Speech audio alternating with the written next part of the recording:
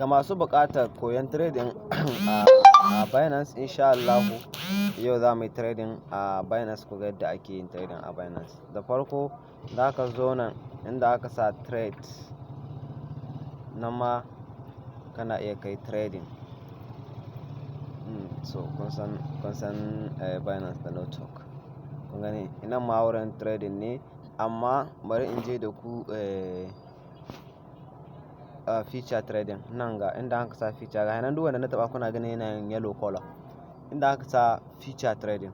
In na zo wajen feature trading, abu na farko da zan yi shine in sa kuɗin da misali nake so in trading da su, sai in yi clicking akan, bari in yi muku alama a gun, bari in kunna wannan abu muku alama. Abu na farko kamar da na gaya muku, sai ka yi clicking anan. Bayan ka yi clicking, sai ka haka pages kamar haka. In ya haka pages kamar haka, nan wajen idan kana da amount ɗinka a spot wallet ɗinka, misali a spot wallet ko a found wallet, yadda dai za ka iya ka dawo da balance ɗinka a kan shi, sai ka yi haka. Bayan ka shiga, kamar da kuke gani anan ban sa kuɗi ba a cikin shi, yasa kuɗina suna a found wallet misali. To za ka ga kamar ba zai bada kuɗin ba, 0 mana, na ga duk coins ne har da kwai. To a takaice dai bayan kun yi wannan kun dawo da kuɗi, ya zo a spot wallet, ya zo a feature wallet ɗinku. Abu na farko da za ku yi shine ya ka zo nan, ga shi kun gani take profit stop loss, ni za ka yi kenan. In ka zo nan sai ka shiga haka, misali take profit ce ina son 150, stop loss sai in sa 10 misali, ko kuma ina iya in zakkuwa nan yana a market price. Bayan nasa gain ina 150, stop loss ina ga nan shi ma na saita.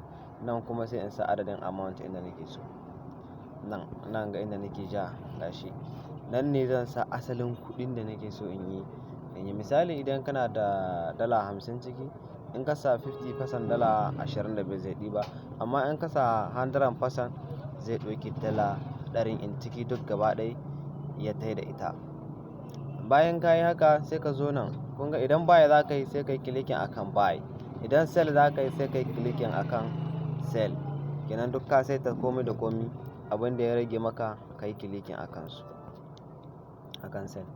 Bayan ka ƙare da wannan, amma kafin ka shiga kasancewa wai buy za ka shiga ko sell, ya kamata a ce ka duba kasuwa ka ga ya take. Ta yaya za a yi ka duba kasuwa? Sai ka yi clicking can sama inda aka sa candle.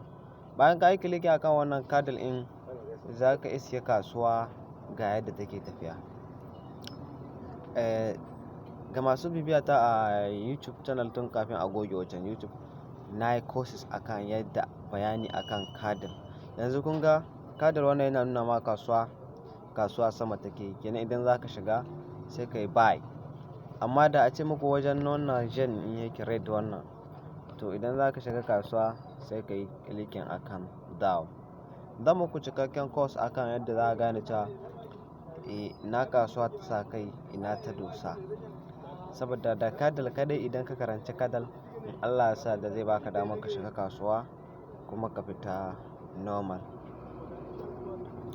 To a wannan bidiyon, ban son bidiyon yana tsawo da yawa, zan dakata da shi bakin nan ga, kafin daga baya in kawo muku cikakken course akan me candle, sannan kuma ya ake gane yadda candle ɗin yake tafiya. Na gode.